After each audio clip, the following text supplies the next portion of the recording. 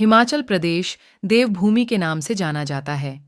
यहाँ अपनी अपनी मान्यता के अनुसार पुरानी रियासतों में अलग अलग देवी देवताओं की पूजा प्राथमिकता पर की जाती है। प्रदेश में अनेक ऐसे मंदिर हैं जहाँ के इतिहास के बारे में लोगों को जानने की इच्छा रहती है। आस्था के इस अंक में आज हम बात करेंगे बाघल रियासत में धारा वाले देव की। धारा वाले देव के जन्मोत्सव को आज अर्की सहित कई स्थानों पर बड़ी धार्मिक आस्था के साथ मनाया गया। ऐसे ही अर्की उपमंडल के दोहरा डंगा समीप धारा वाले देव मंदिर परिसर में भी आज धारा वाले देव का जन्मोत्सव बड़ी ही धूमधाम से मनाया गया। धारा वाले देव के मुख्य पुजारी लेखराम ठाकुर से हमने बातचीत की और उनसे बाघल रियासत में पूजे जाने वाले धारा वाले देव के इतिहास के बारे में जानकारी हासिल की। आज हमारे इस देवता जी का जन्म है और जब देवता जी यहाँ आए थे तो उसके बाद का हम जन्मदिन यहाँ मनाते हैं इनका। हर वर्ष आप हर वर्ष मनाते हैं। तो ये देवता हैं यहाँ आए थे तो किस वंश से हैं, किस कुल के हैं? एक्चुअली ये परमार वंश से है और ये देवता बड़े दानवीर प्रतापी शौर्यवान राजा है और इनका नाम जगदेव परमार है। ये चक्रवर्ती सम्राट राजा भोज के भतीजे राजा जगदेव परमार जो परमार वंश के सबसे दानवीर और प्रतापी राजा हुए हैं। आज के दिन ही परमार वंश की कुल देवी गढ़ कालिका के सामने 7 बार शीश अर्पण किया। माता ने हर बार इस दानवीर राजा को बचा लिया। आज के दिन ही माता ने राजा जगदेव को अपने चरणों में जगह दी। धार में आज भी जो उज्जैन है धार में गढ़ कालिका माँ के मंदिर के पास आज भी इनकी जो समाधि बनी हुई है। धानियों में वैसे 2-4 नाम तो प्रमुखता से ली जाते हैं जिसमें जगदेव परमार का नाम भी आता है। बलि ने अपने राज्य को दान कर दिया था। कर्ण जो है वो रोज कई मन सोना दान करता था। लेकिन कलयुग में सिर्फ जगदेव के बारे में ही कथा प्रचलित है कि उन्होंने अपने राज्य और शीश दोनों को दान किया था। इसलिए कलयुग में जगदेव को बड़ा दानी इसलिए कहा जाता है कि संवत 1191 चैत तीज रविवार शीश कंकाली भट्ट ने जगदेव दिए उतार। तो इसमें बड़ी एक ऐसी कथा है कि आज दिन ही कलयुग के महान दानी जगदेव परमार ने काली देवी को अपना शीश दान दिया था। और हमारे 2 वंश हुए, एक सूर्यवंश और चंद्रवंश। तो ये बात उस टाइम की माउंट आबू में एक विशिष्ट ऋषि ने और कई ऋषियों ने एक यज्ञ किया और उस यज्ञ में कुछ पृथ्वी पर ऐसे पापी उपद्रवियों का वो आक्रोश हो गया था, जिस कारण जो है यज्ञ माउंट आबू में आज भी जो है वो जगह है जहाँ पर अग्निवंश की उत्पत्ति हुई। वहाँ जो है ये 4 वंश उत्पन्न हुए, एक चौहान वंश, परिहार वंश और आपका ये क्या बोलते हैं सोलंकी वंश और परमार वंश। परमार वंश के बारे में ऐसा इतिहास है कि जब इन्होंने यज्ञ किया तो चौहान, सोलंकी और परिहार ये तो पुरुष रूप में इसे हवन कुंड से निकले। लेकिन तीसरा जो था ये रंडमुंड था। ये जो परमार वंश का जिसको परमार वंश का नाम दिया गया वो रंडमुंड था। इसके ना तो सिर था, ना बाजुएं थी, ना टांगे थी। तो ऋषियों ने जब इसके लिए देखा कि इसके ना तो सिर है, ना टांगे है, ना इसका कुछ नहीं है, तो उन्होंने ऐसा किया कि ये पूछा भाई तू कौन है। जब यज्ञ किया तो ये भूमि पर उत्पन्न हो गया। तो ये रोल करता रहा जमीन पर ही। तो उससे ये पूछा गया कि कौन है आप लोग। तो उसने बुलवाया कि मैं बलि का लड़का हूँ, राजा बलि। तो फिर वहाँ उस टाइम ये जो आज ये हमारा चिकित्सा विज्ञान है उसी के आधार पर उस टाइम भी ऐसा ही होता था। उन्होंने जो है अपने आदमी को जो ऋषि मुनियों को बड़े बड़े आयुर्वेदाचार्यों को भेजा बलि के पास। तो उसने पूछा भाई आपका ये लड़का है। उन्होंने बोला हाँ ठीक है जी मेरा लड़का है, परंतु मैंने जमीन को दान दे दिया हुआ है, भूमि को मैंने दान दे चुका हूँ। मैंने इसके लिए बोला कि आप धरती पर नहीं जा सकते। इसने मेरे साथ जिद किया। बोलते जैसे स्त्री हट बाल हट, ये जो हट है उसी तरीके से इसने मुझे बोला कि मैंने ज़मीन पर जाना है। तो मैंने उसके बोला कि आप तब ही ज़मीन पर जा सकते हैं जब आपके सिर और टांगे यहीं रहेगी और हाथ भी आपके यहीं रहेंगे। तो ये हो गया कि मैं जाऊंगा ज़मीन पर। वो चला गया। तो इसलिए ये मेरा लड़का है। तो उन्होंने विनती की, कुछ अरदास की, वहाँ पर जो व्यवस्थाएं थी आयुर्वेद में या जो कुछ उन्होंने यज्ञ अनुष्ठान किया, सिर और बाजू लाए और फिर उससे जो है इस परमार वंश का उदय हुआ। उसमें सिर बाजू लगाए गए और उसमें परमार। तो सबसे पहला काम इसको सौंपा गया कि जो विश्वामित्र है उसके जो आग के साथ जो उसकी गायों के साथ जो ग्वाले रहते थे कुछ वो विशिष्ट ऋषि की गऊओं को लेके चले गए। जब गऊओं को वहाँ लेके चले गए तो उन्होंने बोला कि उन गायों को छोड़ दो, लेकिन वो गाय उन्होंने नहीं छोड़ी, अपनी गाय के साथ रखी। तो परमारिश जो है ये जो है परमार वंश का, इसको वहाँ भेजा गया। इसके पास कोई हथियार नहीं था, तो इसने हाथ पाँव से घमासान करके उनको ही बोला कि जितनी भी गाय तुमने लाई हुई है इनको मेरे पीछे कर दो सब, उसमें से एक गाय भी अगर रही तो मैं तुम्हारे को नहीं छोड़ूंगा ही नहीं। उन्होंने भाई इज्जत वो गाय दे दी। जिस टाइम मैं गऊओं को लेके वहाँ सामने हाजिर हुआ तो उसके पास तो हथियार कुछ नहीं थे, वो चंडमुंड की तरह काम कर रहा था, तो उसने उनको तलवार भेंट किया। इसलिए जो है ये अग्निवंशी परिमार बना। तो इसकी बहुत सी शाखाएं हुई और राजा विक्रमादित्य इसके वंश के हुए। सिंहासनपति सी विक्रमादित्य एक बहुत बड़े जो आज विक्रमी संवत भी चलता है वो उन्हीं के नाम से चलता है, राजा विक्रमादित्य के नाम से चलता है। राजा भोज भी उसके बाद विक्रमादित्य की गद्दी राजा भोज ने संभाली। भोज के बाद उदयदित्य हुए, उदयदित्य के बाद जगदेव परमार हुए। तो इस तरीके का इनका इतिहास जो है वो परमार वंश से है। तो आप बता रहे हैं जैसे मध्य प्रदेश के धार से ये यहाँ कैसे इनकी इस स्थान पर अभी हम हैं हिमाचल प्रदेश? राजाओं के राज होते थे और इनका जो काफ़ी एक इतिहास बोलता है कि इनका एक्चुअली पूर्व मध्य उत्तर दक्षिण, वैसे तो कई राजाओं का बीच में और भी राजा थे, हम ये नहीं बोलते कि यही राजा थे, ये कई राजा थे, पर इनका बहुत ही जैसे बोलते थे भाई धार कहाँ राजा भोज कहाँ गंगा तेली। तो ये गंगू तेली का मतलब होता है तेलंगाना तक नीचे, धार नगरी से तेलंगाना तक, गुजरात का इलाका और आपका राजस्थान का भुज का इलाका वगैरह, ये सारा जो है वंश होता। इससे ये उत्तराखंड में आए और परमारों ने ही जो गढ़वाल क्षेत्र भी उन्होंने बसाया। तो वहाँ से होते हुए फिर सिरमौर होते हुए जो बागल बघाट रियासत में जो ये प्रवेश हुए, तो ये राजाओं की आगे पीढ़ियाँ थी जिनके द्वारा हम लोग इनके साथ है और आज है। तो आज भी हमारे में ये जो देवते हैं ये वाइब्रेशन होते हैं। वैसे हर आदमी में नेगेटिव और पॉजिटिव वाइब्रेशन होती है, परंतु एक जो आदमी जो जिस वंश का आदमी होता है उसमें सिम्टम उसके पाए जाते हैं। ये ऐसा नहीं है कि ये साधारण आदमी में पाए जाते हैं, ये कुछ एक विशिष्ट आदमी होते हैं जिनमें ये चीज़ कैच करती है। जैसा हमारा मोबाइल एक इस तरीके का जो है वो उस चीज़ को खींचता है, ये मतलब वो ये रेंज है, तो उस तरीके की ये वाइब्रेशन होती है। तो इसके द्वारा ये निर्णय करते हैं और किसी चीज़ को अपना सारांश देते हैं। जैसे आपके यहाँ धारा वाले, हमारे बागल के रियासत में बहुत से धारा वाले देव के मंदिर हैं, तो ये सब आपस में ये एक ही है, सारे एक ही देवते हैं। जैसे आज अर्की में भी है और जो मूल स्थान है शेरी घाट में। देखो जी, वैसे सबसे पहले जो मैंने खुद ग्रेजुएशन किया हुआ आदमी, मैंने पढ़ा लिखा और मैंने इसके बारे में काफ़ी रिसर्च भी किया और मैंने इसका इतिहास भी देखा है।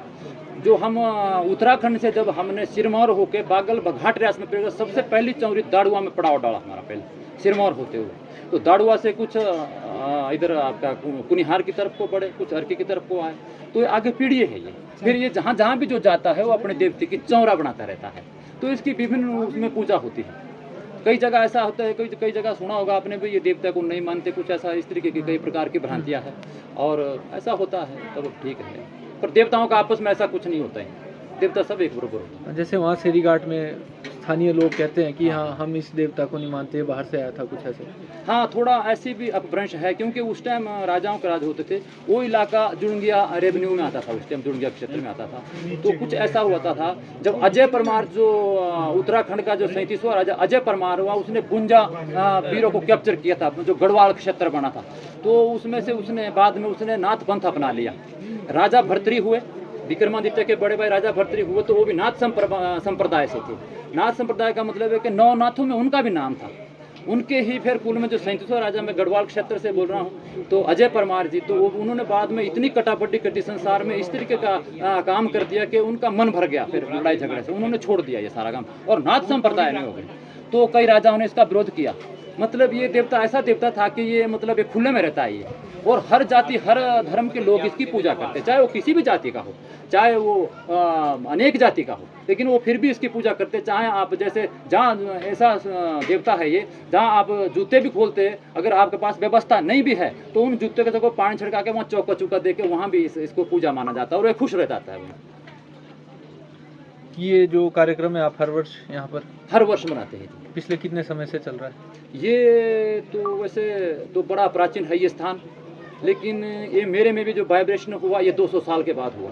मेरे पूर्वज जो 200 साल तक ये हमारे उसमें नहीं आया, और मुझे उसका अनुभव हुआ तो मेरे में वाइब्रेशन हुआ। फिर मैंने इसका सर्च किया कि ये वाइब्रेशन वाकई ठीक भी होती है कि इसमें कोई प्रॉब्लम होती है कि कुछ ऐसा होता, तो नहीं, मैंने इसको समझा और इसके द्वारा मैंने बहुत एक नहीं, तो जैसे आप कह रहे हैं भी आपको वाइब्रेशन 200 साल बाद हुआ, तो क्या महसूस करते हैं आप जब ऐसा आपको प्रतीत होता है कुछ? देखो, इसमें मैं आपको बताऊँ, ये तो ना तो दिखाई देते, और एक मतलब एक पॉजिटिविटी होती है, और हमारे द्वारा ये जो निर्णय होते हैं कोई वो होते हैं। मैं आपको एक छोटा सा उदाहरण देता हूँ। जो राजा विक्रमादित्य जो हुए, राजा विक्रमादित्य जो है उनके सिंहासन में बत्ती सी होती थी, जो बत्ती जो वो नीचे उनके सिंहासन में जो वो जोगनी लगी होती थी वो उत्तर देती थी।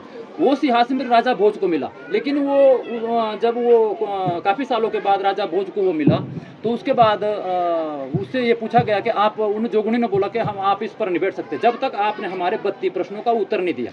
तो उसने दिया तो राजा बहुत उचित पाया गया उसमें। तो इस तरीके की ये वाइब्रेशन होती है, हमारे अंदर सिम्टम होते हैं, इस बॉडी के अंदर कुछ हवाएं होती है जिससे ये पता चलता है वे क्या है। तो राजा भोज का जो है अर्की से क्या, बागल रियासत से क्या लेना देना था? इसके वंशज सारे ये ब्लड रिलेशन में चलते हैं। राजा भोज विक्रमादित्य परमार वंश से थे सारे ही। राजा विक्रमादित्य जो है वो राम का भगत था, वो राम को वो जो है बहुत मानता था। तो जैसे आज शेरी घाट में जो इनका मूल स्थान है, जितनी शक्ति वहाँ पे होगी उतनी सारी इसकी चौड़ियों पे होगी, वो बराबर होती है सारे। इतने तक नहीं, मैं ये बोलता हूँ कि हर घर में जो इसके वंश में जिनका इष्ट है, जरूर नहीं भाई वो देवताओं में खेल के ही होता है कुछ, जो भी इसके ब्लड रिलेशन से जो इसको अपना मानते हैं उनमें है, घर घर में है। घर घर में इसकी चौकी लगती है, घर घर में मंगलामुखी ध्वनि होती है। मंगलामुखी के पीछे भी एक राज है कि ये जो मंगलामुखी जो इस देवता के साथ क्यों होता है।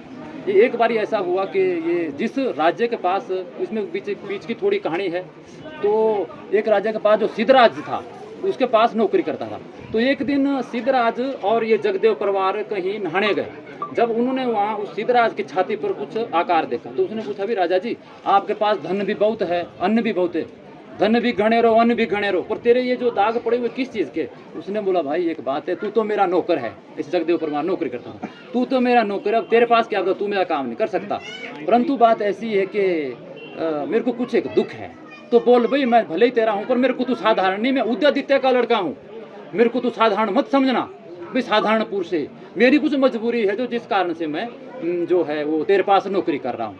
तो फिर वहाँ जब वो उसने बताया कि कोई ऐसा ऐसा आदमी है और वो जो है मेरी स्त्री को इस तरीके से वो मतलब मेरा रूप धारण करता है और मेरे को वो जो है वो नीचे पावे के नीचे वो कर देता है, मेरा रूप लेके वो लीलाएं करता है। तो उसने बोला, कोई बात नहीं, रात को आपने ऐसा करना, जो जंतरी है उसके लिए बोलना भी तेने नौपत करते रहना, तेरा बाजा बंद नहीं होना चाहिए, तो मंगलामुख को बोलना, बाकी मैं अपना काम करूँगा। रात हुई, वो भैरव भी आया जी, वो लांगड़ा जो था, लंगड़ा भैरव बनाया बाद में उसने, वो भैरव आया। जैसे ही वो उस कमरे में प्रवेश हुआ, उसने बाहर से देख लिया जगदेव ने, और उनका घनघोर युद्ध हुआ। उसने बोला भैरव ने कि तू तो साधारण आदमी है, हम तो देवते, तू क्या हराएगा मेरे लिए?